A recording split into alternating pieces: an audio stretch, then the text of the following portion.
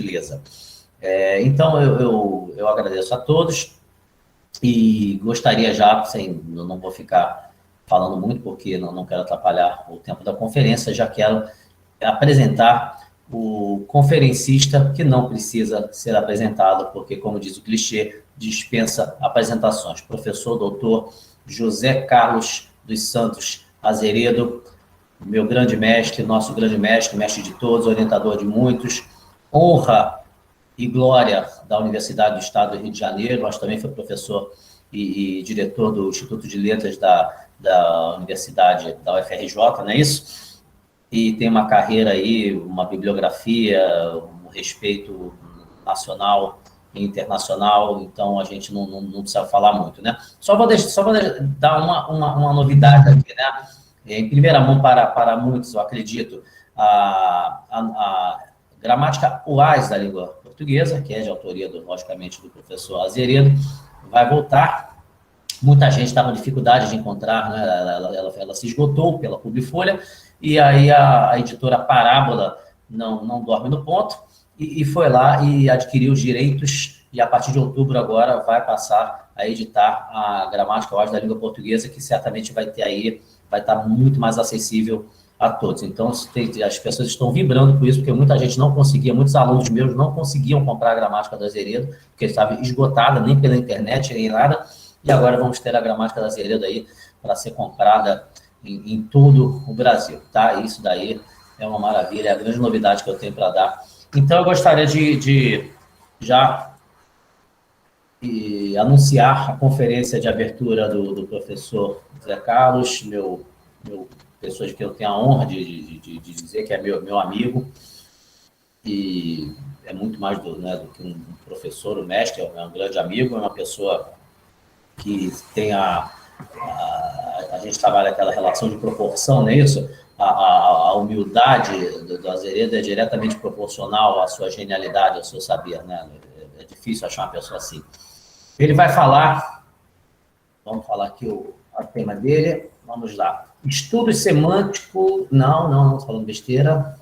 Forma e sentido flutuantes nas conexões interoracionais. É isso, Zé Carlos? Esse é o último título que você mandou? Isso Então, mesmo. a conferência das Azeredo será essa, forma e sentido flutuantes nas conexões interoracionais.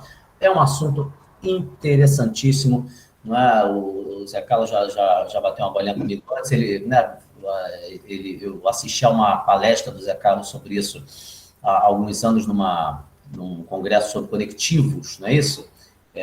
Lá em Niterói, um assunto logicamente afim, vai chegar aqui muito mais renovado, porque o Azeredo se renova a cada dia, e tenho certeza de que vocês vão gostar muito, porque não poderia haver uma conferência mais adequada à proposta de nossa quinta jornada, que é gramática e semântica, uma integração para o ensino, né? Então, é isso. Por favor, Zé Carlos, a palavra é sua. Muito obrigado, é uma honra tê-lo aqui.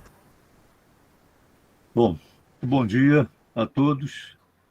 Inicialmente, claro, né, preciso agradecer a honra, né, desse convite e a oportunidade, não é, dessa participação na quinta jornada de língua portuguesa. Agradeço, né, especialmente ao Fernando Peixoto, ao André Valente, perdão, ao André Conforte, são dois amigos, né? Como tem o mesmo nome inicial, a gente acaba misturando os dois. Mas o André Valente também vai estar hoje aqui, não é? Ao André Conforte, esse convite, né? Essa oportunidade honrosa de falar a todos, e dizer também da minha grande alegria por encontrar Carmen Pimentel e a minha querida ex-orientanda de mestrado, Viviane, que também foi minha aluna no mestrado na UERJ. Adorei, Viviane, adorei, Carmen, rever vocês. Bom, o tema que eu estou propondo é, digamos assim, não é? Um tema um tanto óbvio, porque todos nós lidamos frequentemente com quer dizer, todos nós, lógico, né? Quer dizer, professores de língua portuguesa, estudantes, né? Nos cursos de letras, especialmente, com a polissemia, né? Dos conectivos, com a flutuação de sentido dos conectivos. Nós conhecemos muito bem, né? O problema do e, né? Da conjunção aditiva e, que tem uma pluralidade de possibilidades dentro da língua, né? Então, o próprio e, né? O mesmo e serve para unir duas ideias que expressam fatos concomitantes, mas pode unir também duas ideias numa sequência, né? Então, se alguém diz assim, ele entrou em casa e fechou a porta, eu tenho dois fatos, né, que se sucedem, ligados pelo e. Nós temos simplesmente uma relação entre dois fatos sucessivos no tempo, né? Mas se a gente diz qualquer coisa como o cavalo tropeçou e derrubou o jockey, aí nós temos, né, não apenas dois fatos que se sucedem no tempo, mas também numa relação de causa e efeito. Ora, então a questão que se apresenta para nós, questão teórica que se apresenta para nós, é de saber se é o E que faz essa diferença, né? Quer dizer, se é o próprio E que contribui para essa variação de sentido, ou se essa variação de sentido, na verdade, está em outro lugar, ou seja, está no próprio conhecimento que nós temos dos fatos do mundo. E sabemos, não é, perfeitamente que o fato de o cavalo tropeçar é a causa da queda do jockey. Enquanto que, quando nós dizemos, né, ele entrou em casa e fechou a porta, o entrar em casa não é a causa do fechar a porta, né? São apenas dois fatos né, encadeados aí no tempo. Pois bem, bom, eu gostaria de aproveitar aqui o momento, né, que eu suponho, né, que seja a Eduarda que colocou né, na tela o nosso material. Eu quero saber da Eduarda. Eduarda, você pode confirmar comigo se essa versão que você está apresentando aí foi a última que eu lhe enviei? Oi, Eu tenho que ter professor, bom certeza dia. disso. Bom dia. Não sou eu que estou apresentando, não, eu estou aqui. Quem está apresentando é a Sim. Aline, mas eu enviei a ela a última versão que o senhor tinha me enviado ontem à noite. Perfeito. Ótimo, perfeito. Então, era disso que eu precisava saber, porque, né, eu fiz algumas alterações, não na sequência, né, mas houve dois slides que eu suprimi. Então, eu precisava saber disso, mas está ótimo, perfeito. Muito obrigado. Agradeço também às monitoras, a cooperação, a Eduarda, né, que me acompanhou esses dias aí, me deu algumas orientações, algumas dicas para né, a realização aqui do evento. Pois bem, então voltemos ao nosso assunto, né? Eu vou falar, né, portanto, da flutuação de sentido, de forma, ou seja, da variação, né, semântica que determinados coletivos apresentam. Mas eu tive que fazer um recorte, né, selecionar eu selecionei duas áreas. Eu até nem tenho certeza de que vai haver tempo para falar das duas, mas a ideia é essa. Selecionei duas grandes áreas e já vou falar já quais são essas duas áreas. Pode, então, passar para o slide seguinte? Isso. Repare, nós estamos aí diante, não é, de uma sequência de 1, 2, 3, 4, 5, 6, 7, 8, 9, 10 exemplos que envolvem exatamente os mesmos dois conteúdos, né? A agitação do mar e o naufrágio do barco, digamos assim, né? Então, nós temos em 1A o mar estava agitado, o barco virou. Depois, o mar estava agitado e o barco virou. O mar estava agitado, por isso o barco virou. O barco virou, o mar estava agitado. Reparem que em o barco virou e o mar estava agitado, nós já temos, não é, alguma coisa estranha. Eu posso colocar essas duas ideias numa sequência em 2A, mas em 2B nós temos um problema, né? O uso desse E.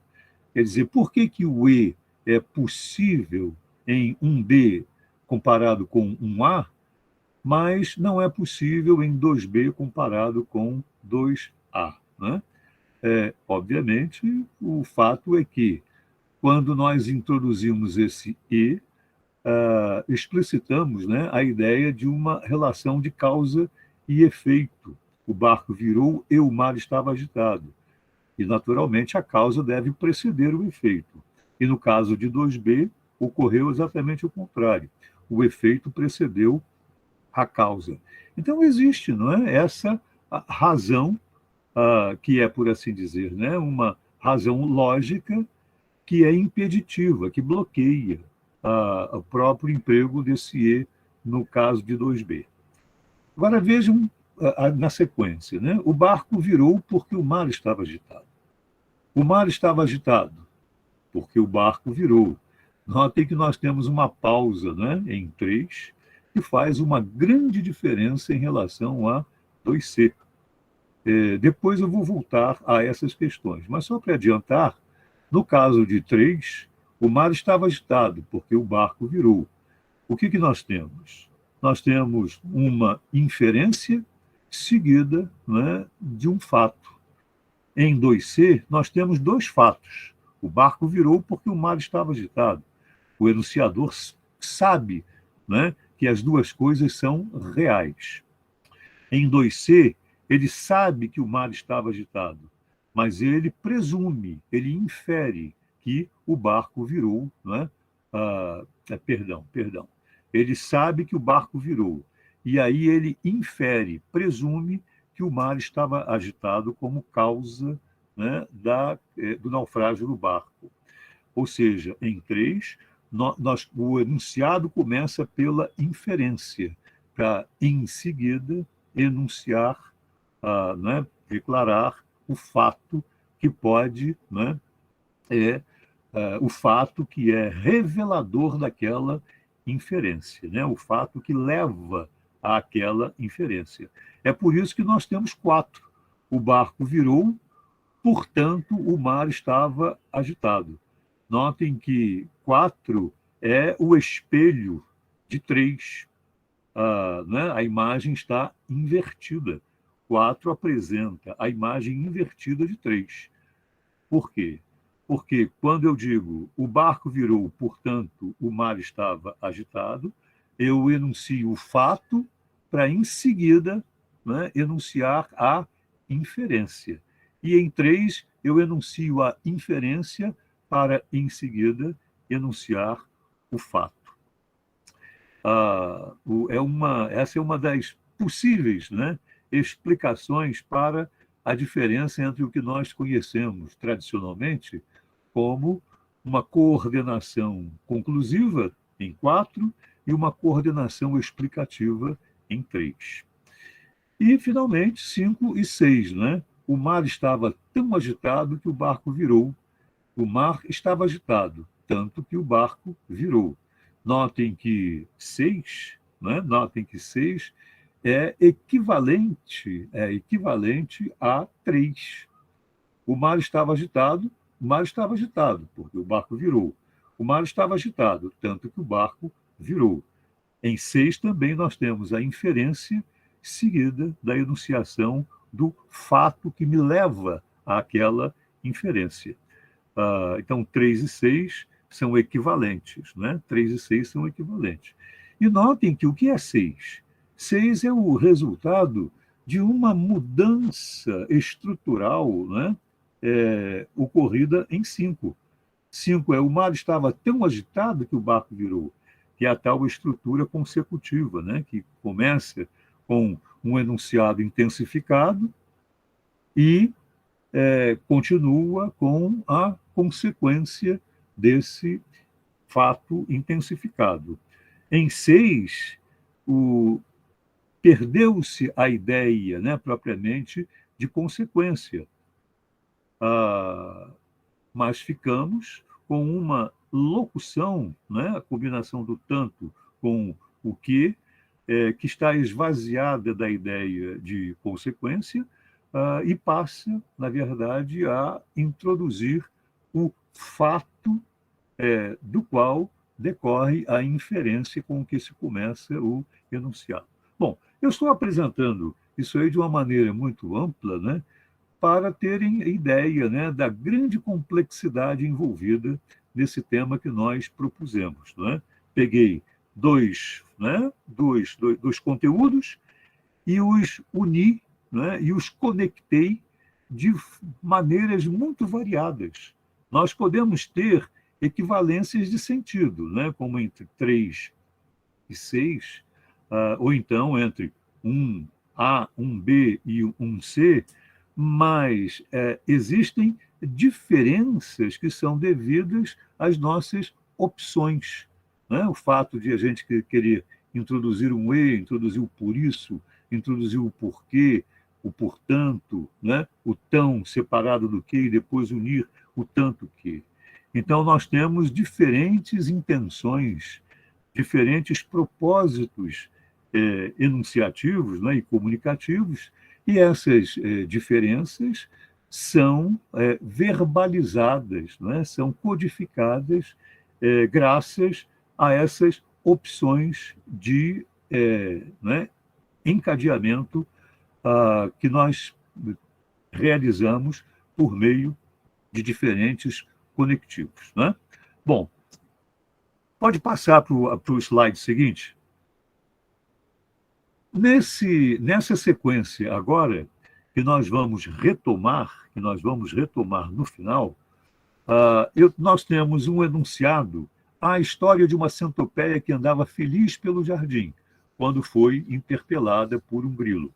Eu vou ler o contexto em que aparece essa frasezinha, né, esse enunciado.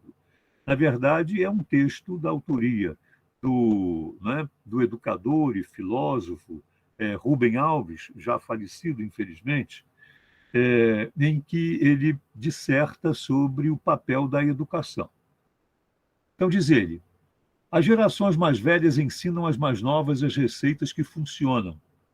Sei amarrar os meus sapatos, automaticamente sei dar o nó na minha gravata, automaticamente.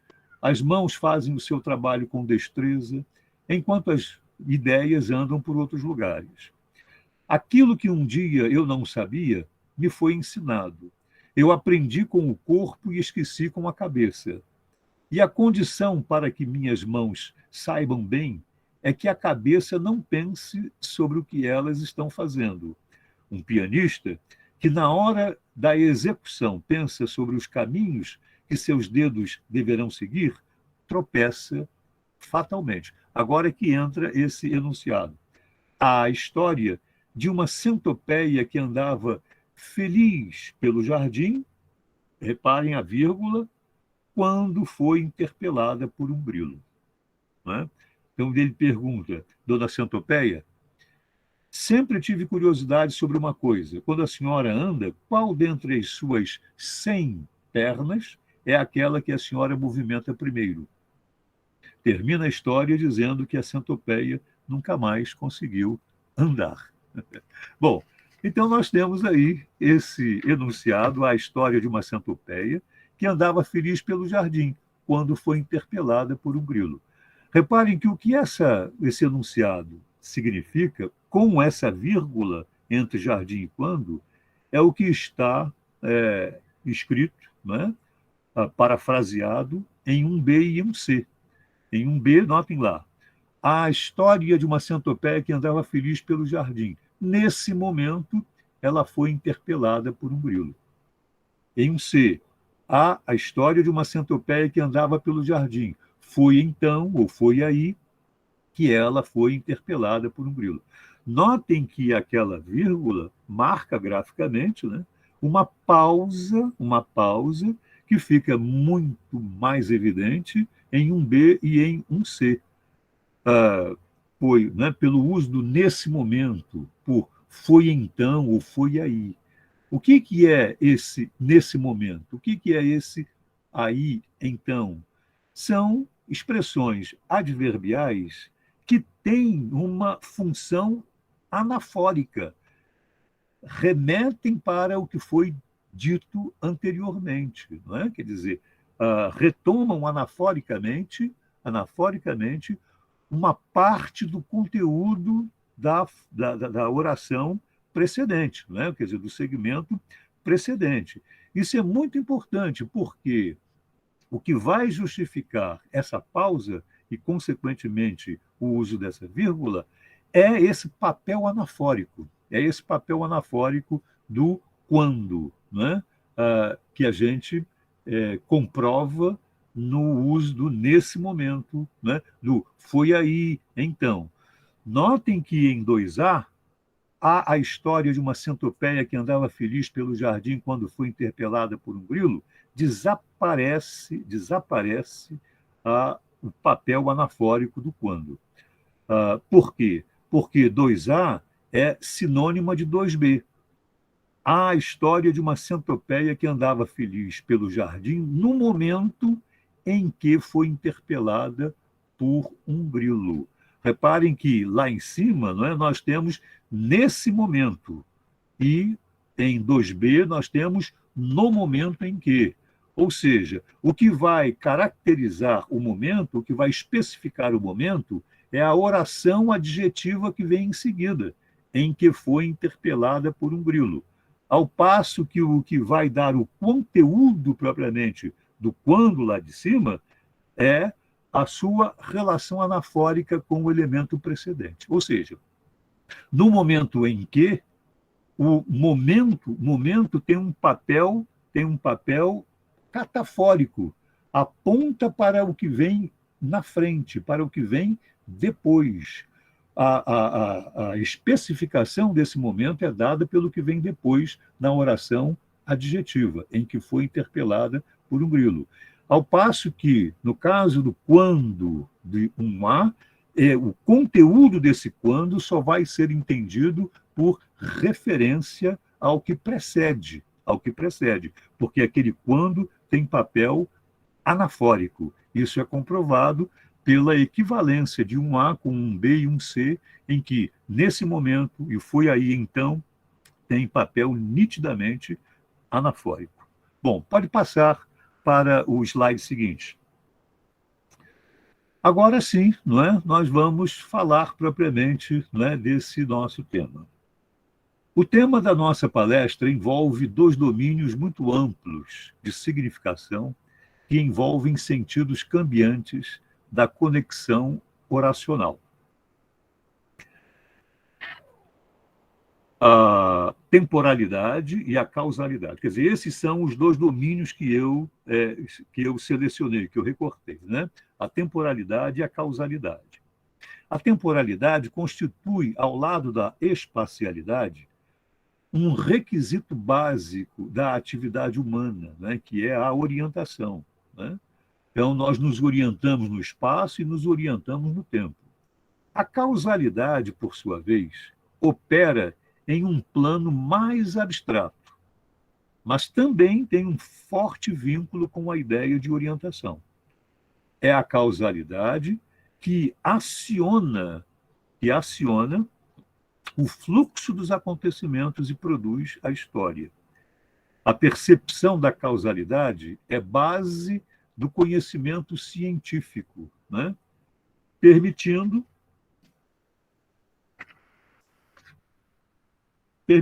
que antecipemos efeitos e tenhamos controle dos fatos à luz do conhecimento que a ciência propicia, né?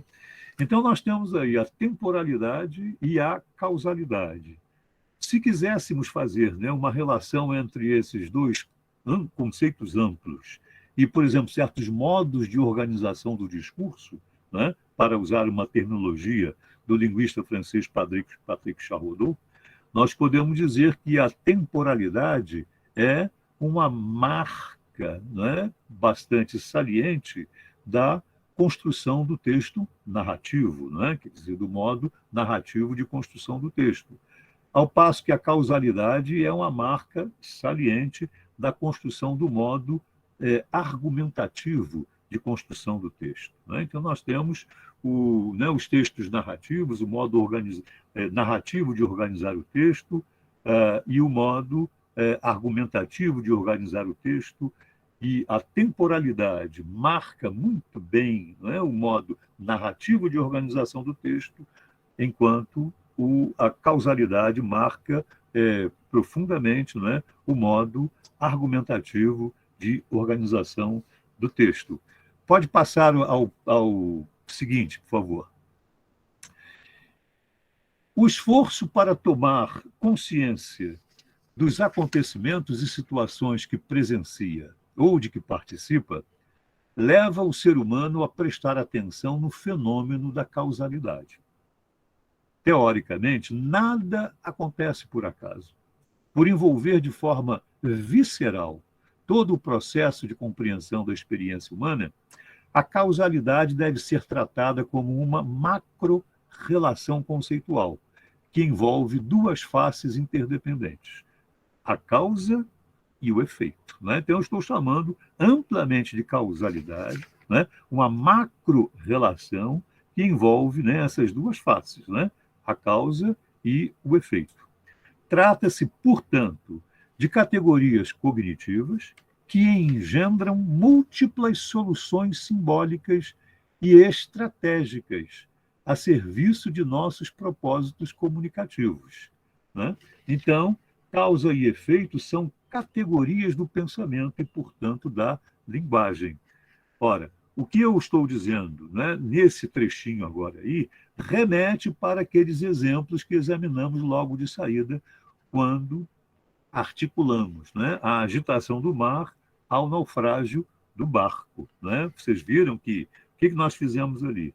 Tomamos aquelas duas ideias e as relacionamos de formas variadas, né, confirmando isso que está dito aí no finalzinho desse texto.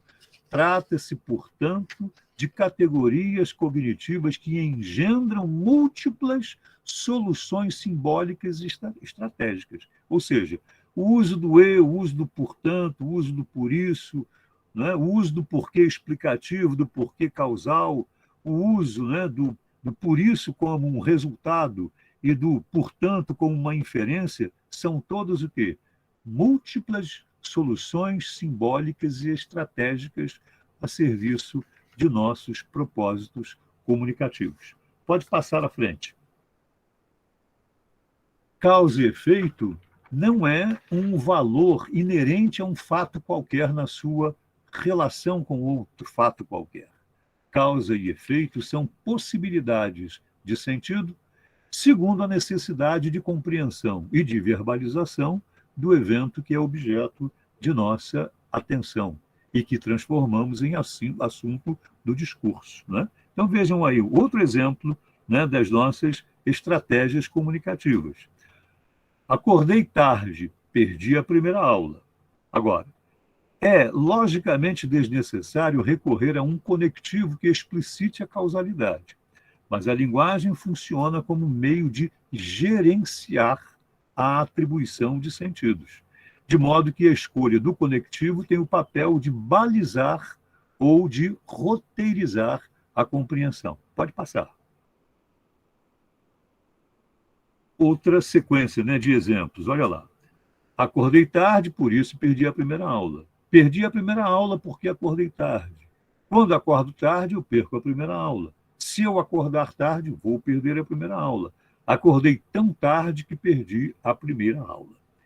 Esta é a lição que lemos em praticamente todas as gramáticas e nos livros didáticos. O alerta que os mais sensatos nos fazem é o seguinte: não adianta decorar o significado ou os significados dos conectivos. É preciso depreendê-los ou depreendê-los do contexto frasal. Algumas construções, entretanto, desafiam até mesmo a suficiência desse critério já de si precioso. Estudos mais recentes revelam a... Você pode subir um pouquinho, que eu não estou lendo Pode subir um pouquinho esse trecho, por favor? Ah, não, ele mudou de espaço, né? Mudou de espaço. Deixa eu ver aqui.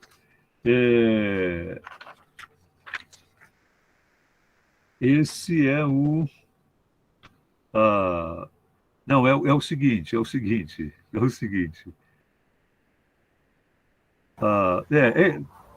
Zé Carlos, não. quer que eu leia para você? Tá. Eu leio, por favor. Aqui está dando para ler. Volta o slide, faz favor. Está dizendo o seguinte: estudos mais recentes revelam a necessidade de uma visão multissistêmica que leve em conta a interdependência da estrutura e das circunstâncias de uso. Aí termina o slide. Exatamente. Obrigado, André. Nada. Ora, então, nós fechamos, digamos assim, né, essa primeira consideração a respeito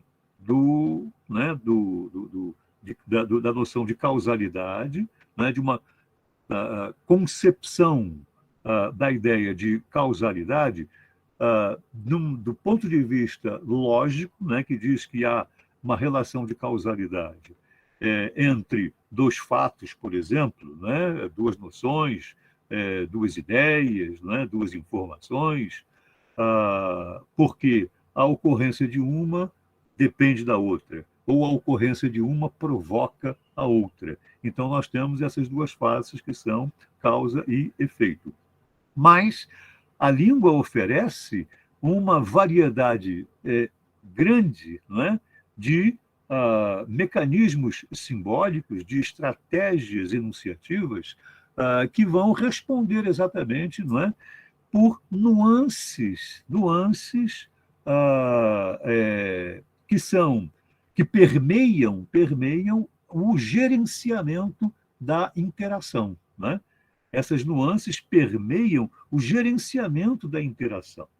Então, às vezes eu tenho certeza das duas coisas, então eu as conecto como dois fatos, duas realidades, né? Ou duas evidências da realidade. E, às vezes, o que acontece é que eu só tenho certeza de uma coisa, e a outra é uma inferência. Então, eu tenho que me servir, né, de um portanto, né, de um tanto que, né, de um por isso, e assim por diante. Né? Porque são diferentes estratégias de que eu me sirvo para gerenciar a interação segundo os meus propósitos enunciativos e comunicativos. Né? Bom, então podemos passar para o quadro seguinte. Vou falar, então, agora um pouco sobre essas noções, né, de consequência e finalidade. Né? Então, nós temos aí. Consequência e finalidade são duas espécies de efeito. A consequência é o efeito contingente, não premeditado. A expressão gramatical típica da consequência se concretiza na conjunção que, ordinariamente antecedida de uma expressão de intensidade. Né? Então, aí nós temos exemplos que são bem típicos. Né? Estava tão cansado que dormiu de sapato e tudo. Vou apresentar variações na sequência. Né? O verbo desta forma padrão da construção consecutiva fica geralmente no modo indicativo. Agora, notem esses outros dois exemplos. Aquela equipe era tão boa que merecia o título de campeã. E aquela equipe não era tão boa que merecesse o título de campeã. Então, nós temos uma, né, diferença que consiste na presença de uma negação na primeira oração, que vai gerar o emprego de do verbo no modo subjuntivo na sequência. Né? Então, notem como essa oscilação é interessante, porque na primeira eu tenho um ato assertivo, né? Asseverativo. Aquela equipe era tão boa que merecia o título de campeã. Mas na segunda, a enunciação já não é um tanto parcimoniosa, né? Quer dizer, ela não é tão assertiva, ela, né, tem um tom de cautela. Aquela equipe não era tão boa que merecesse o título de campeã. E isso é marcado exatamente pela diferença entre o modo indicativo né, na frase declarativa e o uso do modo, quer dizer, na frase afirmativa e o uso do subjuntivo na frase negativa. Né? Pode passar. A finalidade é o efeito premeditado. Né? Então, nós dissemos que a consequência é o efeito contingente, não premeditado, e a finalidade é o efeito premeditado, que ocorre sob controle do sujeito da oração principal ou do enunciador. Olha, eu voltei para ficar, né? Um grande sucesso do Roberto Carlos. Nós temos um efeito premeditado, né? Um efeito intencional, buscado pelo próprio enunciador e sujeito eu. Os jogadores interromperam a partida para que o colega fosse socorrido.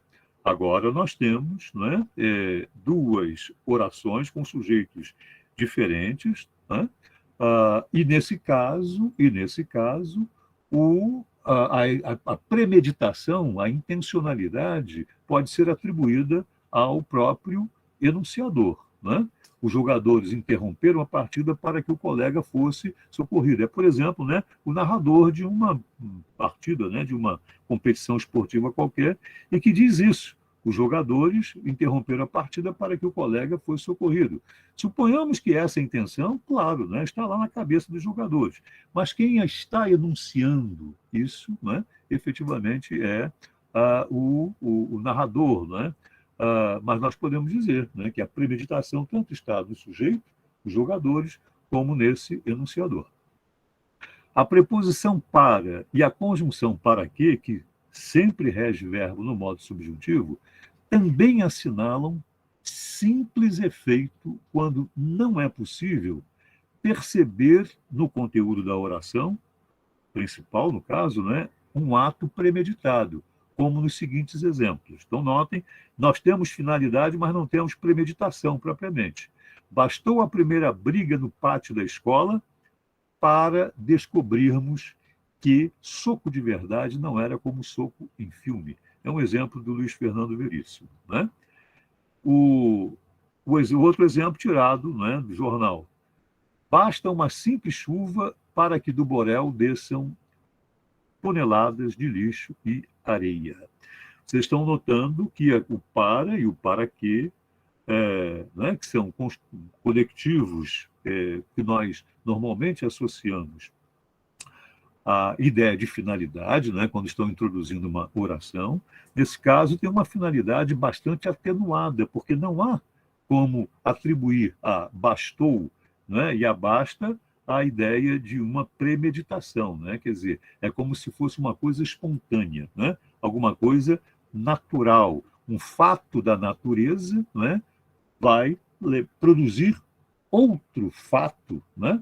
Ou um fato não buscado como a briga, né? A briga, que pode ter sido uma coisa inteiramente acidental, né?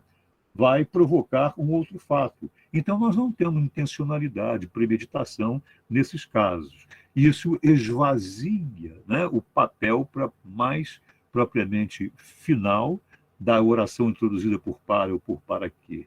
E ela se aproxima simplesmente da ideia de resultado, né, ou da ideia de consequência. Pode passar adiante. Outras nuances do conectivo para. Né? Você já está bem grandinho para precisar de uma babá. Ou, eles se empenharam muito para se contentarem com uma menção honrosa. Ora, nesses casos aí, o efeito assinalado, né, pela preposição para é objeto de censura ou de estranheza. Né? Então, olha lá. Você está bem grandinho para precisar de uma babá. Isso é uma censura. É como se dissesse, né? Você já está grandinho, não precisa de uma babá. Portanto, não precisa de babá. Né? Isso é uma conclusão, e é o enunciado, né, até mesmo de uma censura. Nós temos aí a enunciação de uma censura. Em eles se empenharam muito para se contentarem com uma menção honrosa, também nós temos, né, um ato de fala que revela uma certa estranheza, né, uma reprovação também, não é? Por parte desse enunciador que não se conforma, não aceita, não é, o resultado. Como lá em cima também, o enunciador não concorda, não aceita que o interlocutor dependa, né, de uma babá. Então, nós temos, vou reler aí, né? O efeito assinalado pela preposição para é objeto de censura ou de estranheza do enunciador, que, na realidade, não relata algo que está testemunhando, mas tece um comentário, que pode ser parafraseado como conclusão, né? Por isso não devia, né? Portanto não devia, e assim por diante. A oração principal expressa, de fato, um argumento. Você está bem grandinho, né? Contrário ao efeito, precisar de uma babá, né? Então nós temos,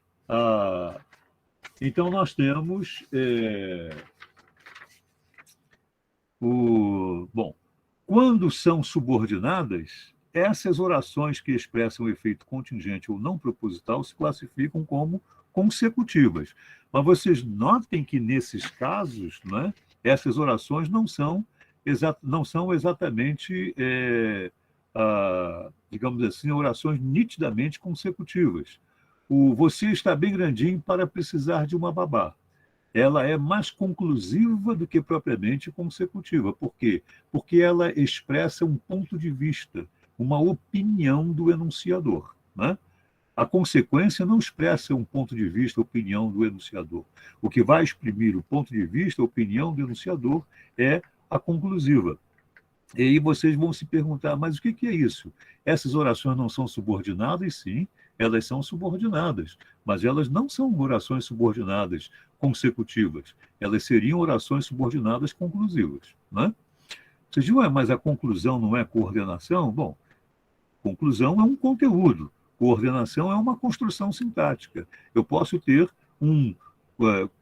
conteúdos que, ora, se expressam por meio de construção coordenativa, ora por meio de construção subordinativa, né? O que é interessante também observar nesses exemplos é que para precisar de uma babá e para se contentarem com uma menção honrosa, embute uma negação que não está manifesta no enunciado. Eu não tenho uma palavra negativa, né, um não, no enunciado, mas é óbvio que a gente entende, não é, que o para precisar de uma babá, nesse caso, significa você não precisa de uma babá, né? Para se contentarem com a menção honrosa significa, não é, eles não se contentaram com uma menção honrosa, né? Mas notem, não é, notem que o enunciador está dizendo essas coisas, né, como uma avaliação subjetiva, né, como uma avaliação subjetiva dele. Então, ele atenua a declaração, ele atenua a asserção, né? E então disfarça o ato negativo, né, o compromisso com a negação, por meio dessa estrutura aí. Mas passa, obviamente, para o outro, para o interlocutor, a ideia de que ele está reprovando, que ele está censurando, que ele está estranhando, né? Pode passar. Agora vejam algumas construções, né, que nós vamos chamar simplesmente de resultativas. No alto da serra fazia muito frio, de sorte que os montanhistas decidiram vestir os agasalhos, né? Notem que nós podemos parafrasear com: no alto da serra fazia muito frio, por isso, então, os montanhistas decidiram vestir os agasalhos. Agora um exemplo do Fernando Gabeira. O enterro foi no Chile, após o golpe, de modo que nossos livros e discos possivelmente caíram nas mãos da polícia. Reparem que o verbo está no modo indicativo, né? Revelando que se trata, não é, de uma inferência, não é, de um resultado possível, segundo o enunciador. E, no último exemplo, empurradas para o mercado de trabalho, as mulheres não aceitavam mais ser posse passiva de seus maridos. Daí que a primeira bandeira de sua luta foi contra a violência em casa. Né? Então, essas orações são, obviamente, resultativas. Né? E eu considero que se trata de uma construção de coordenação. Né? Pode passar. Agora voltamos àquele exemplo da centopeia. Né? Eu já abordei, de certo modo, o que eu pretendia mostrar, não é? nessa minha exposição, mas vou ainda chamar a atenção para o fato de que nós temos um enunciado ali, 2C, que está em vermelho, a história de uma centopeia que andava feliz pelo jardim, vírgula, no momento em que foi interpelada por um grilo. Notem que essa vírgula não existe. Né? Eu coloquei essa vírgula aí exatamente para deixar claro que nós vamos ter uma grande diferença entre a estrutura, né, de 2C, em que no momento em que é equivalente ao quando, né? Tomem 2B. Olha o 2B. A história de uma centopeia que andava feliz pelo jardim no momento em que foi interpelada por um grilo. Eu já considerei que esse no momento em que tem esse no momento especificado na sequência do enunciado, por meio da oração adjetiva. Né? Portanto, esse no momento tem um movimento catafórico para frente. Ele será especificado, será, né, definido, determinado semanticamente, né, ou referencialmente na sequência. Enquanto que o quando tem um movimento anafórico, né, que é aquele quando lá de 1A. Então, não se trata simplesmente de substituir quando por no momento em que. Quando só é substituível por no momento em que, se o quando for uma conjunção adverbial de fato. Né? No caso de 1A, aquele quando não é uma autêntica conjunção adverbial. Aquele quando é antes um advérbio relativo, ou seja, né, é um advérbio, funciona adverbialmente, né, remetendo para a informação precedente, porque resume a informação precedente, dizendo o quê? Né, que aquele fato, a centopeia andava feliz pelo jardim, foi a ocasião de alguma coisa que é inesperada, né? Que ocorre como numa estrutura de suspense. E é por isso que a gente tem a possibilidade de dizer, nesse momento, foi aí então, né? que são recursos de uma narrativa de suspense para dar conta de algo que é inesperado. Por isso mesmo, o melhor equivalente, né, daquela estrutura, daquele sentido que nós temos em 1A, se nós quisermos, né, utilizar efetivamente uma oração adverbial temporal, né, seria o exemplo 1D. Seria o exemplo 1D. O Conforte, por favor, lê para mim o exemplo 1D, que ele não está visível para mim aqui. Pode fazer isso? Sim. A história de uma centopeia que, quando andava feliz pelo jardim, foi interpelada por um grilo. Vocês estão vendo que agora aí há a história de uma centopeia que, quando andava feliz pelo jardim, foi interpelada por um grilo. Por quê? Porque agora nós demos à oração andava feliz pelo jardim, que, no exemplo, é uma oração adjetiva, nós demos a ela o caráter de uma oração adverbial temporal. É com essa estrutura, não é, em que a gente mudou o papel, né, da oração adjetiva, passou essa oração para adverbial temporal, isto é, andava feliz pelo jardim. Ela é adjetiva em 1A e se tornou adverbial de tempo em 1D. Por quê? Porque aí a gente recupera a ideia, não é, de um fato inesperado. A história de uma centopeia que, quando andava feliz pelo jardim, foi interpelado por um grilo. Não é? Notem que esse mesmo sentido, né, vai ser, obviamente, possível no momento em que. Por quê? Por que isso? Porque nós deslocamos a oração adverbial, que a oração adverbial é uma oração que pode, né, tranquilamente se deslocar. Ou é a oração adverbial, ou é a oração que tem o adjunto adverbial no momento, né, seguido de uma oração adjetiva. Então, essa estrutura toda é uma típica oração adverbial que tem a possibilidade do deslocamento. Não temos a possibilidade do deslocamento do quando foi interpelado por um grilo no exemplo 1A. Por quê? Porque aquela oração não é uma oração adverbial. Né? Ela é, na verdade, uma oração que tem um papel semelhante ao de uma estrutura de relativização. Né? Isto é, a estrutura de relativização, elas remetem para um elemento antecedente.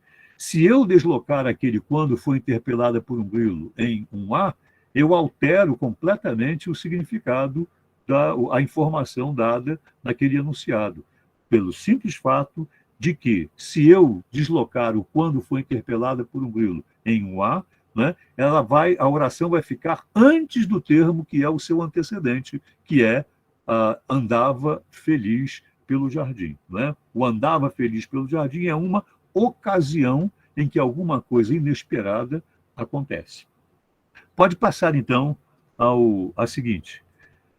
O que nós temos aí na sequência é, na realidade, a informação teórica geral. Né? São as considerações teóricas gerais que eu transcrevo do volume A Gramática Passada a Limpo, de Maria Helena de Moura Neves. Então, vejam. Existe uma noção que deve ser considerada crucial para a tarefa de quem estuda a linguagem e sistematiza seu uso. A noção de que as entidades linguísticas se configuram com zonas difusas na significação, com superposições funcionais e com imprecisão de fronteiras categoriais. Trata-se de um ângulo que configura olhar as entidades da língua de um modo que não apenas reconheça fluidez no estabelecimento e na definição de categorias, mas, mais que isso, que ponha como foco os deslizamentos. Sim, os deslizamentos categoriais e suas implicações. Isso implica aceitar esses deslizamentos, sim, como perturbadores das sistematizações rígidas.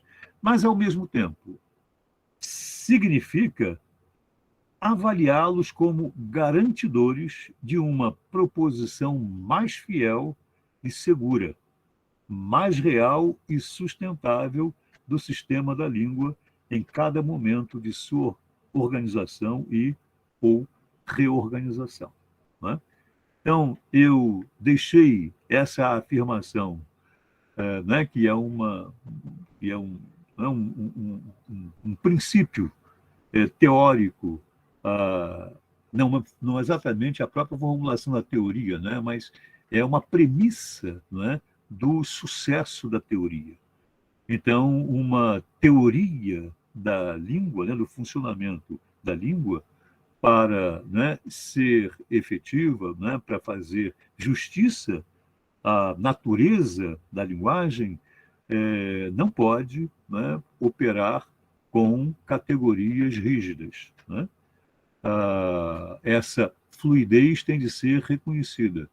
E a nossa compreensão profunda do funcionamento da linguagem precisa ter como premissa, né, a ideia dessa flutuação, desses deslizamentos. Porque a língua, ela tem uma estrutura formal, sem dúvida alguma, mas a percepção dessa forma precisa, para ser, né, fiel, para estar à altura do funcionamento efetivo da linguagem, da natureza efetiva da linguagem, né, ter, né, esse molejo, né, comportar a possibilidade dessas flutuações, desses deslizamentos, né, conforme a gente tentou demonstrar ao longo dessa exposição. Então, era isso que eu gostaria de dizer. Muito obrigado, né, mais uma vez, por essa oportunidade, né, e pela, né, paciência de todos que acompanharam essa exposição. Então é isso, meus queridos. Muito obrigado. Professor, mestre e amigo Zé Carlos de Azeredo, não tem um dia em que a gente não aprenda com você. Eu estava até pensando no momento em que você disse, perguntou às meninas se elas tinham mandado, de fato, a última versão do slide, né? Porque isso concatenava com o que eu havia dito antes, o Azeredo, né? se renova a cada dia, né? Terminou de fazer o slide e repensou, falou, não, vou ter que, né, repensar algumas ideias aqui, e é isso mesmo, né? Ou seja, constante, né, contínuo, ininterrupto, infinito pensamento gramatical, filosófico, né, que tem uma coisa interessantíssima, né, que não despreza a análise do enunciado, né, que às vezes a gente vê umas soluções tão facilitadoras, mas justamente que tão facilitadoras podem soar, às vezes, enganosas, né, porque ninguém está desprezando aqui a análise do texto, e essa excelente leitura que você fez do texto do Rubem Alves o prova, né? E todas essas, várias das frases que você selecionou são frases tiradas de contextos, né? Como também do Luiz Fernando Veríssimo, de Manchete, mas você está, né, respeitando a tradição, também não desrespeita a análise minuciosa da frase, ou seja, o método analítico, né? O método indutivo, né, de você pegar frase por frase, comparar uma com outra para perceber as nuances de significação, né? Você tem um grande mestre nisso, muito mais do que eu, que você sabe que eu sou fã, que é o Otto Moacir Garcia, né, que no Brasil é pioneiro desse tipo de análise, né, que conjuga a sintaxe com a semântica, e você vai muito além disso, porque no seu Iniciação à Sintaxe, de cabeça, eu sei que está na página 53, você faz ali uma análise perfeita daquele conceito em que o Otto embarcou, mas também é enganoso, né, da chamada falsa coordenação ou subordinação psicológica, né, mostrando muito bem a real delimitação que tem de haver entre aquilo que é sintático e que é semântico, né? São duas áreas, é um tema muito complexo, né? Porque são duas áreas que se imbricam, mas ao mesmo tempo você tem que ter certas limitações. Eu me lembro também quando houve o vestibular da UERJ de determinado ano, e você elaborou não sei se foi você que elaborou, mas alguém elaborou, o outro professor, uma questão em cima, quer dizer, uma questão em cima do texto do Monteiro Lobato, né? O vendedor de fazendas. E havia ali aquela velha questão. Eu estou adiantando coisas do minicurso que eu vou dar à tarde, assim como você adiantou também, mas não tem problema, né? Que tinha aquele velho caso desta vez, compro-lhe a fazenda, ou compro-te a fazenda, eu acho que era compro-lhe a fazenda, né? E aquela velha coisa de você analisar um enunciado, substituindo por outro, você faz a análise do outro e volta para ele, né? Ou seja, acaba caindo numa coisa enganosa.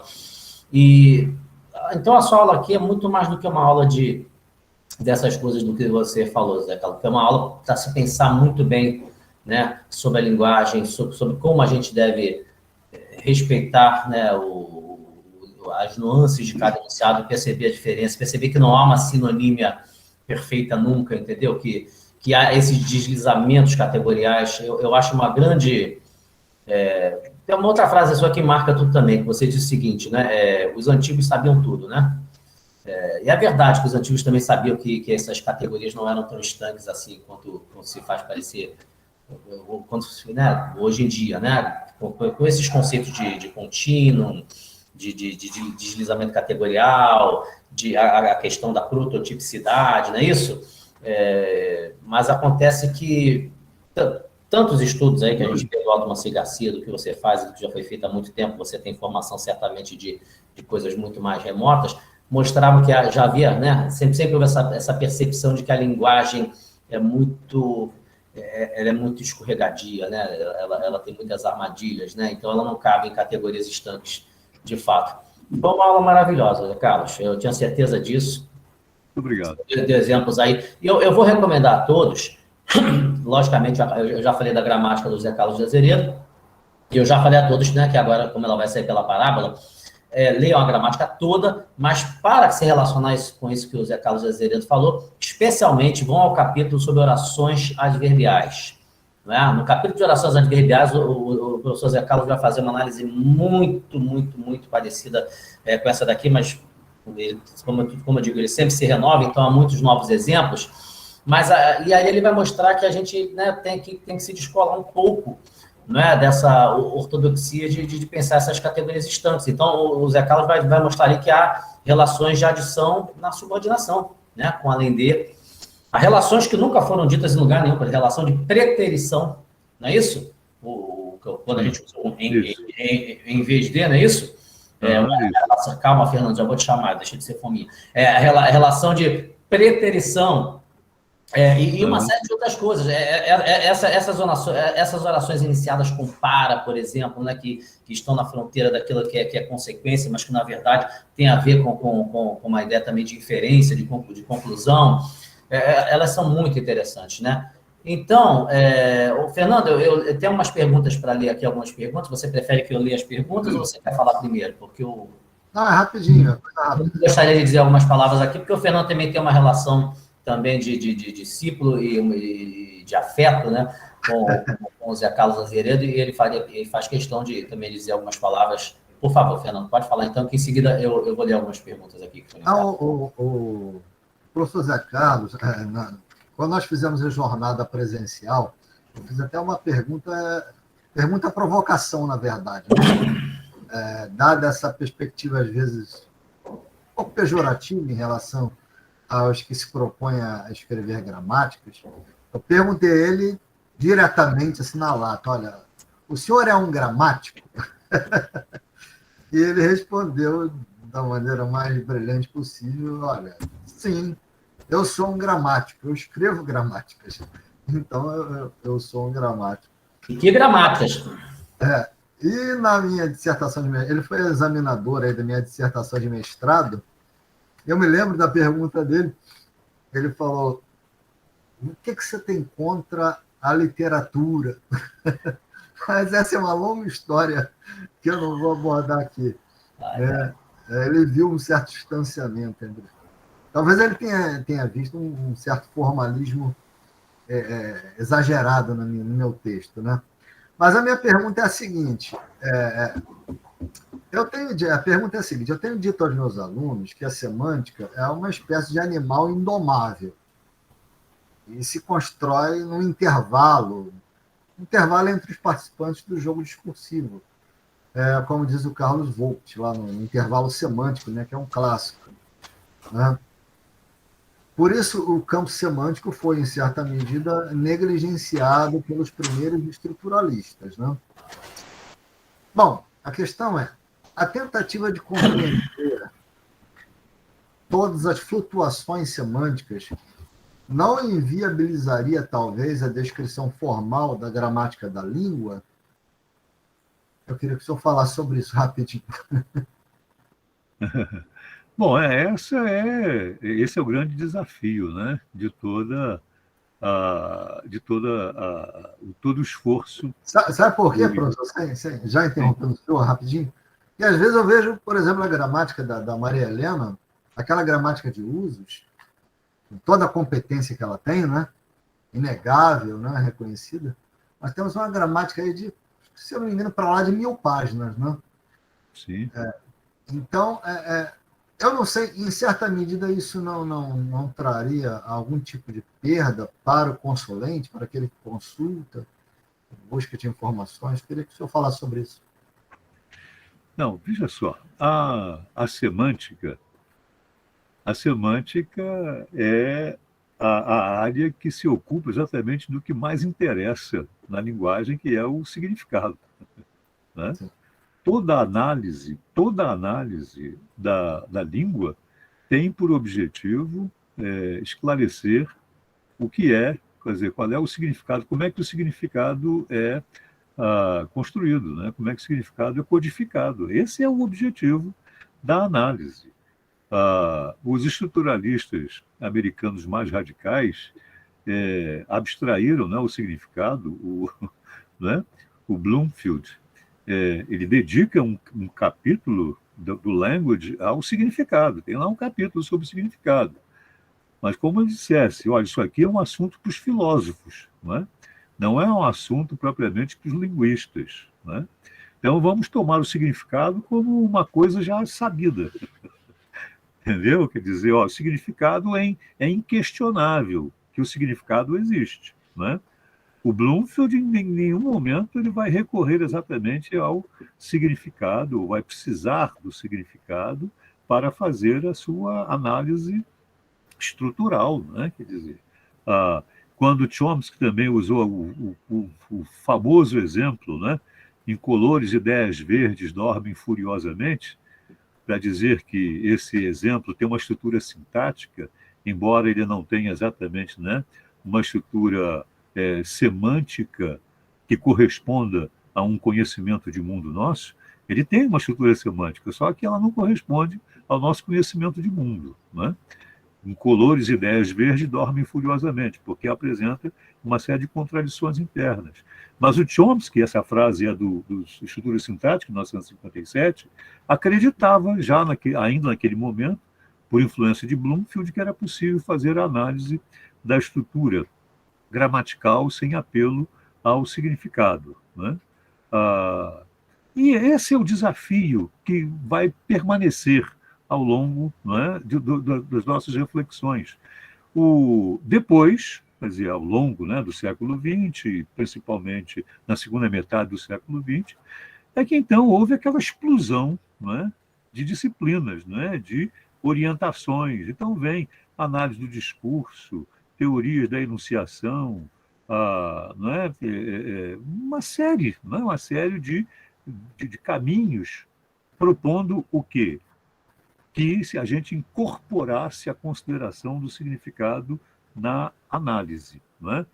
E aí não era só o significado literal, era o significado, né, pragmático, né, virtual, subjetivo e assim por diante. O que nós não podemos fazer é abrir mão disso. O nosso trabalho é ainda nessa direção.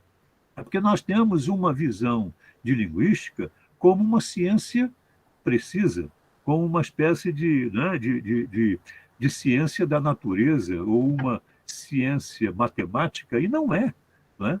Alguns linguistas tentaram transformar a linguística numa ciência que tem o mesmo rigor da física, o mesmo rigor da química, o mesmo rigor da biologia, mas não é. Nós temos que compreender que a linguística é uma ciência humana. E ela terá, não é, sempre que tentar explicar o fenômeno humano, não é? O fenômeno humano. E o significado é um fenômeno eminentemente humano, né? Eminentemente humano. Os animais atribuem significado às coisas, não é? A gente não sabe, porque os animais não falam, né, de como eles conhecem, né? E nós nunca teremos acesso. Só é possível ter acesso ao conhecimento por meio da sua manifestação simbólica, né? Não se tem acesso ao conhecimento senão por meio da sua expressão simbólica, isto é, dos códigos simbólicos que materializam a significação e permite o compartilhamento da significação.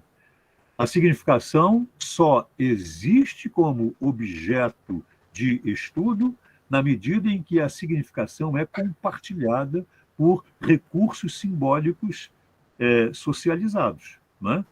E é isso. O trabalho do linguista é o de mostrar como é que são estruturados, não é, os recursos simbólicos socializados. E no caso da linguística, é, naturalmente, a língua. Né? Agora, essa questão específica que você apresentou, né, quando você faz referência a Maria Helena de Moura Neves, eu reconheço, sim, que a gramática de uso de Maria Helena é uma gramática muito detalhista, né? Quer dizer, ela vai em nuances, mas eu acho que esse trabalho tem que ser feito, sim, entende? Porque o propósito de Maria Helena de Moura Neves, com a gramática de usos, não é oferecer uma obra para o não especialista, né, que precisa daquela informação sobre a língua. Aquilo é obra para o especialista. Né? Aquilo é obra para o especialista. Maria Helena depois escreveu uma outra gramática que ainda é maior do que a gramática de uso, que é a gramática revelada em textos. Né? Ela tem pelo menos mais 200 páginas a mais do que a gramática de usos. Né? E aí ela usa uma linguagem mais leve. Né? Entende? É uma linguagem mais leve. Essa é a de usos, não é? Mas a outra é a gramática revelada em texto. A outra é essa aqui, ó. Virou um duelo isso? Porque isso aqui é uma verdadeira arma, né? Olha, que o seu. Olha, a gramática revelada em textos tem 1.394 páginas. 1.394 páginas. A gramática de uso tem 1.050 e poucas, se não me engano. Não é? Agora, embora seja mais extensa ainda, a gramática revelada em textos é escrita numa linguagem mais leve, entende? E ela começa sempre, cada lição começa com o que eu chamo uma fabulação que conduz ao tema, entende? Então, o tema não é apresentado de chofre, ele é primeiro apresentado numa contextualização motivadora, né? Por meio de um comentário de texto, uma coisa assim. Ela percebe, né, que ela tinha dado à gramática de usos um perfil muito tecnicista, digamos assim, não é? Muito tecnicista. E ela abrandou isso na gramática revelada em texto. Mas eu acho que as gramáticas têm de ser, quer dizer, há gramáticas que têm de ser assim, né? Há gramáticas que têm de ser assim, com aquela característica da gramática de uso de Maria Helena de Moura Neves. Agora, ela é mais do que ninguém, vocês viram por esse texto final que eu apresentei aí, né? Uma pessoa, né? uma linguista muito sensível, né? A essa integração entre construção e uso, né? Construção e propósito comunicativo, né? Como também o caso do Ataliba Teixeira de Castilhos, né? Que escreve uma gramática que ele chama de multissistêmica, porque ela trabalha, não é, simultaneamente o aspecto formal, né, o gramatical propriamente, o aspecto discursivo e o semântico, não é? Quer dizer, trabalhando sempre esses três domínios aí, né? Semântico no sentido mais restrito de significado das unidades do léxico e da gramática, né?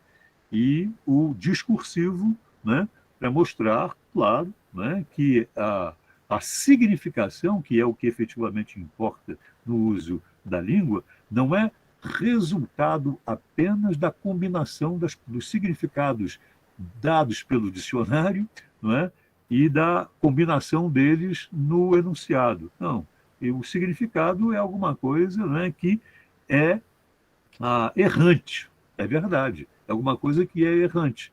Mas os seres humanos se relacionam, não é, por meio desses sistemas e convivem com essa errância do significado. Claro que essa errância produz conflitos, mas o conflito faz parte da interação humana. Aliás, o conflito faz parte da interação dos seres vivos. Obrigado, professor. Maravilha, Zé Carlos. Zé Carlos, eu vou te pedir um favor aqui. Há duas perguntas. Desculpa, Fernando, você ia falar mais alguma coisa? Não, eu estou agradecendo ao professor por essa abordagem brevíssima e muito esclarecedora. Muito obrigado. Eu queria lembrar, Zé Carlos, eu estava falando aqui, mas aí eu interrompi para falar com o Fernando, essa questão da UERJ, né, isso ficou bastante...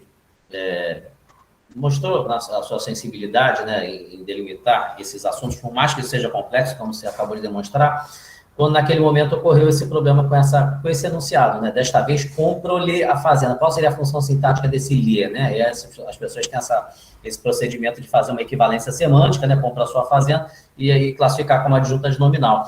E aí você fez um arrazoado a pedido da própria banca, não é isso? Não sei nem se isso é uma informação sigilosa aqui, mas acho que já passou um tempo, não tem problema falar.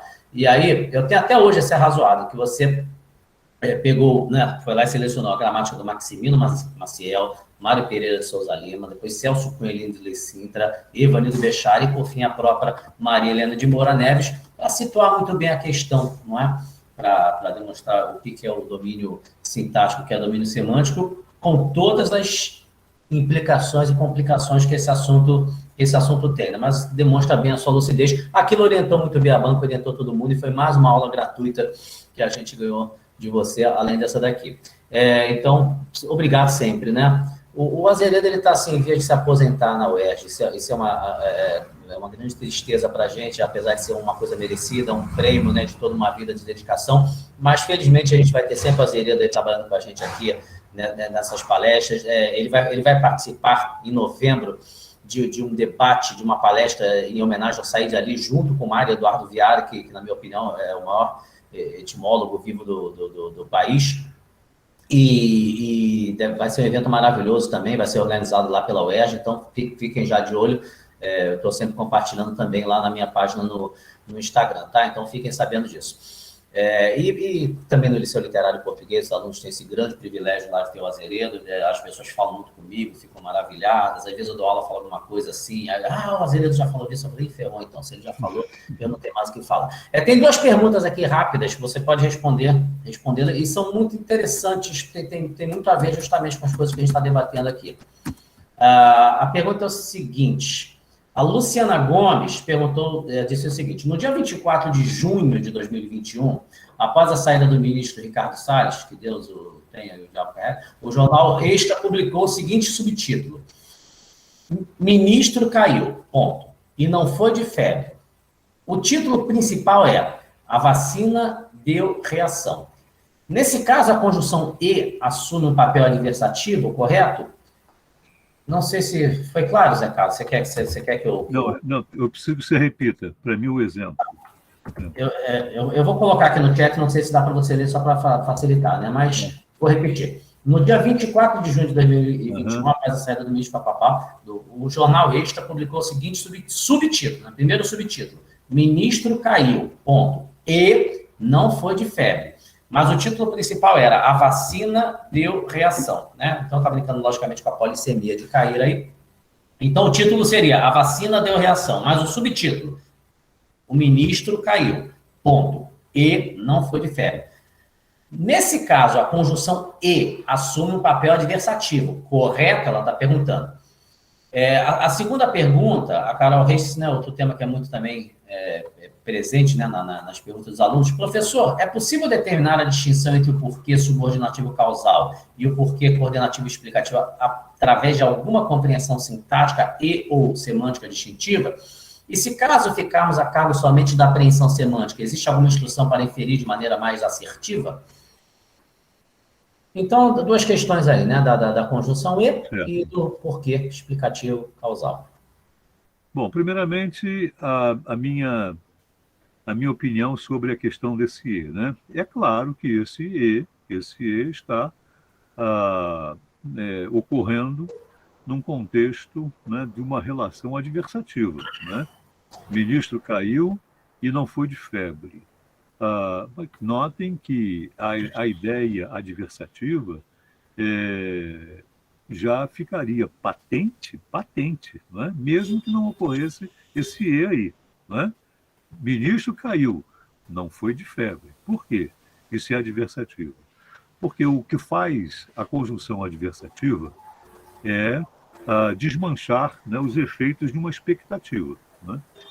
Então, é como se o ministro caiu, e naquele contexto, né, naquele contexto de pandemia e tal, se poderia pensar, não é, que ele tinha caído por um problema de saúde qualquer, né, e não foi de febre. Agora, vejam que esse e não é uma autêntica conjunção, né?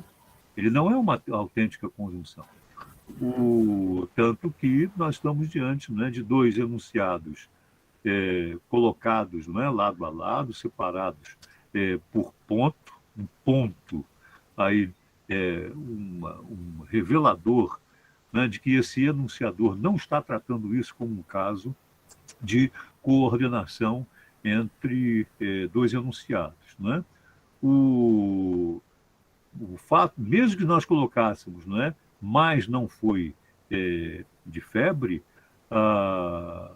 teríamos também essa, né, independência sintática desses dois enunciados. Mas ainda admitindo que nós estamos diante de uma estrutura coordenativa, né, uma estrutura coordenativa, o que eu gosto de dizer, o que eu costumo dizer a esse respeito é o seguinte: o E é compatível com a ideia adversativa, e isso está evidente. A prova é que nós muitas vezes dizemos e entretanto, né, e no entanto. Por que dizemos e entretanto e no entanto? É para deixar claro que não há nenhuma incompatibilidade entre o papel aditivo do e o papel adversativo do entretanto, do porém. O que nós não temos é e mais. Por que não temos e mais? Porque mais também é uma conjunção. Entretanto e no entanto não são conjunções, são advérbios, né? São advérbios. E isso hoje está dito por todo canto, né? Por todo canto. O próprio professor Bechara já aderiu, né, à ideia de que esses elementos são advérbios. Isso não é novidade, porque lá em Mário Pereira de Souza Lima, né, e em Eduardo Carlos Pereira, esses elementos são tratados como advérbios. Foi a NGB, não é, a partir da NGB, em 59, que esses elementos foram incluídos no rol, né, das chamadas conjunções adversativas. Mas eles são verdadeiros advérbios, né? O porém, o próprio porém, não é, que tem deslocamento e tal. Vejam que nós não podemos coordenar duas orações subordinadas por meio de um entretanto, por meio de um no entanto, mas podemos por meio do mais. Por que podemos coordenar duas orações subordinadas com o mais? Porque o mais é uma autêntica conjunção coordenativa, né? Então, a ideia é essa. A ideia de adição, eu junto duas informações por meio de uma conjunção aditiva. O e é aditivo por isso, porque ela permite que eu una, que eu combine dois fatos que são reais. Dois fatos que são reais, né? Agora, se esses dois fatos estão numa relação de causa e efeito, ou numa relação de oposição, isso não é um problema do e. Não é um problema do e. O e apenas une os dois fatos. Quando se disse, não é? O cavalo caiu e derrubou o hóquei, ninguém diz que esse e é um e consecutivo. Por que deve-se dizer que um e é adversativo? Né? Então, nós vamos ter que fazer o quê? Dizer que o e, quando ele junta duas ideias para dizer que elas são simultâneas, que esse e é temporal, né, da simultaneidade, que o e, quando une a causa e o efeito, esse e é consecutivo, não é? Não dizemos. Parece que o pessoal só tem a preocupação com esse e quando ele entra num contexto de contraste, né? Aí diz, esse e é adversativo. Não, para mim não existe e adversativo. O e é aditivo, simplesmente, né? Vejam nesse caso, né, daquela sequência, tome esse xarope e você vai parar de tossir. Tome esse xarope e você vai parar de tossir.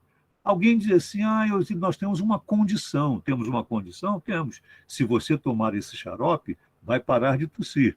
Mas se eu quisesse estruturar isso como condição, teria me valido do C. Se você tomar esse xarope, vai parar de tossir. Ao dizer, tome esse xarope e você vai parar de tossir, o que nós temos aí? Não é? Nós temos uma providência e o resultado. Né? Então, esse E é resultativo.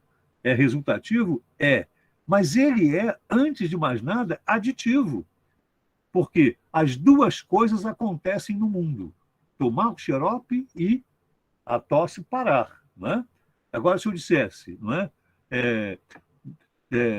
Tome esse xarope ou sua tosse não vai parar, tome esse xarope ou sua tosse não vai parar, Alguém diria também, mais uma vez, não é? Se você não tomar esse xarope, sua tosse não vai parar, não é? Aí também diríamos que é condicional. O pensamento é condicional, mas a estrutura sintática é ainda de uma estrutura alternativa. Ou seja, eu estou apresentando duas situações e uma exclui a outra. E o que faz essa exclusão é o ou. Não é? Ou seja, tome esse xarope ou sua tosse não vai passar. Não é? Porque quer dizer, se você não tomar, não é? Sua tosse não vai passar. Então, nós temos, não é, duas situações e uma exclui a outra. O que faz essa exclusão é o ou. Então, a minha resposta para esse caso desse e é que o e é aditivo. Aditivo. O sentido discursivo, o sentido do ato de fala, está relacionado com a ideia de um contraste de dois conteúdos, obviamente, mas não há incompatibilidade entre a ideia de adição e a ideia de contraste. Agora, a respeito do porquê, né, do causal e do explicativo. Bom, o primeiro dado, eu vou precisar de pelo menos 5 minutos para responder essa questão. Hein? Quem foi que introduziu o porquê coordenativo na análise do português? Foi Manuel Saad-Ali, não é? Na gramática secundária da língua portuguesa, publicada lá nos anos 20, né, do século passado. O Saad-Ali deixa muito claro o seguinte: a fronteira, isso é textual na gramática secundária, a fronteira entre coordenação e subordinação adverbial é tênue. O Saad-Ali deixa isso muito claro, é tênue, né? Então, nós temos um tipo de causa que está mais próxima das estruturas de coordenação e está se afastando das estruturas de subordinação. O Saad-Ali diz isso claramente lá. Aí ele faz o paralelo com outras línguas, né? O inglês, por exemplo, que usa o because e o for, né? Também com o alemão, que tem duas conjunções, com o francês, que também tem o parce que e o puisque, né? Também tem essas duas conjunções, etc. O que ele está dizendo? Não é? Que há essa oscilação, a gente não tem critérios, entende? Decisivos para separar, em certos casos, o que é estrutura de coordenação e o que é estrutura de subordinação, o que é a explicativa e o que é a causal. Agora, nós podemos, sim, dizer o seguinte: o fato de que essa separação nem sempre é nítida, não é? Não nos autoriza a abandoná-la. Entende? Não nos autoriza a abandoná-la, porque há os casos em que a gente precisa efetivamente estabelecer essa distinção. E eu mostrei isso para vocês de alguns daqueles exemplos, né? Aquele caso, né? Quando dizemos qualquer coisa como, né? O mar estava muito agitado, tanto que o barco, né, virou. O que eu sei? Eu sei que o barco virou. Então, tanto que o barco virou. Esse é o fato. E desse fato eu infiro, eu deduzo que o mar estava agitado. Isso é uma estrutura de explicação, de coordenação explicativa. Não é? O tanto que o barco virou é uma oração coordenada explicativa para mim. Por quê? Esse é o dado que eu estou apresentando como justificativa, né, como argumento para a minha dedução, para a minha inferência. Né? Então, eu não tenho uma relação causal, porque eu jamais poderia dizer que o naufrágio do barco é a causa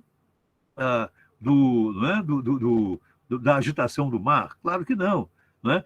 Mas o naufrágio do barco é o dado real que me permite inferir, não é? Que o mar estava agitado. Então, isso é o que, às vezes, se chama causa de enunciação. Né? Fala-se na causa da enunciação e na causa do enunciado. Né?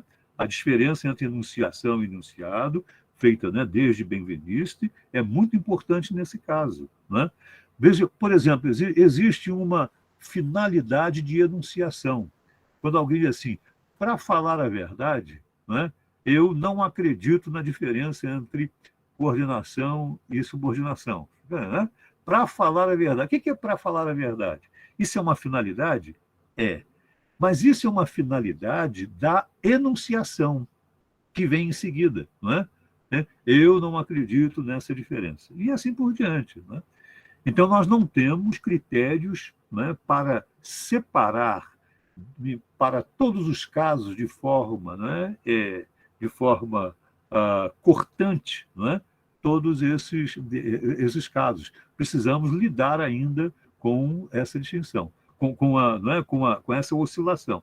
Agora, de uma coisa, eu acho que um ponto de partida interessante é mostrar que as estruturas explicativas elas têm uma imagem invertida em relação às estruturas conclusivas. Eu acho que isso é um bom ponto de partida. Né? Vocês se lembram, né, quando naqueles exemplos que eu tratei do início, dizia, né, o barco virou, portanto, o mar estava agitado. O mar estava agitado é a inferência. Quando eu digo, né, o mar estava agitado porque o barco virou, o que eu fiz? Mantive o mar agitado como inferência e o naufrágio do barco como fato. Né? Só que eu troquei esses elementos de posição. E o porquê passou a introduzir o fato, né? Enquanto que a oração anterior ficou com a inferência. E quando eu uso a estrutura conclusiva, a inferência é que é introduzida pelo conectivo. Portanto, né? Então, é um caso de uma imagem invertida. Isso é uma boa estratégia para mostrar a diferença desses dois procedimentos. Professor Zé Carlos, muito obrigado mais uma vez. Né? A gente já está com o tempo esgotado, porque o tempo é sempre pouquíssimo, né, para aquilo que se pode falar, se pode discutir. Lembro que essa palestra depois, essa conferência, assim como as mesas redondas e os minicursos, serão posteriormente disponibilizados no YouTube. Né? A equipe técnica vai cuidar disso, mas nada como viver a história no momento, né? Poder interagir, como vocês estão fazendo aqui, né? E a gente fica muito feliz com isso tudo. Então, uma vez mais, em nome do Gemil, eu agradeço a sua enorme generosidade de aqui, graciosamente, de boa vontade, vir fazer essa conferência sensacional. Eu duvido que tenha uma pessoa que não tenha achado no mínimo sensacional, e a gente não esperava outra coisa. Não é a rasgação de seda, você sabe disso, é admiração pura e simples. E muito obrigado, tá? Eu sei que todos aí estão muito gratos por tudo que a gente pôde aprender mais uma vez nesta manhã, e que venham muitas outras manhãs e tardes e noites de aprendizado com você.